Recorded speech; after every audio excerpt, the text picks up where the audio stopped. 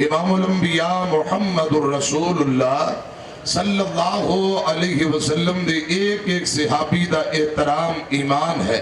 ہر صحابی نبی جنتی ہے. صحابہ نال محبت ایمان ہے, ایمان دی جان ہے. اسی طرح حضور دے کرانے دا احترام بھی ایمان ہے, ایمان دی جان ہے.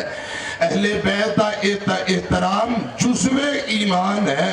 پیارے بھائیو, حضرت عبداللہ بن عباس حدیث دے راوی نے رسول اللہ صلی اللہ علیہ وسلم نے فرمایا, کوئی بندہ بیت اللہ دے اندر 5 وقت نماز پڑھے, ماہ رمضان دے روزے رکھے, انج دی زندگی گزارن والا آخری وقت حضور دے کرانے نال بغض, عداوت, نفرت کردا, اہل بیت نال نفرت کردا مر گیا, مینوں اللہ پاک دی عزت دی قسم ہے وہ بندہ جہنم دا پالن بنے گا. بیت اللہ اندر پڑھیاں نمازاں دا کوئی فائدہ نہیں.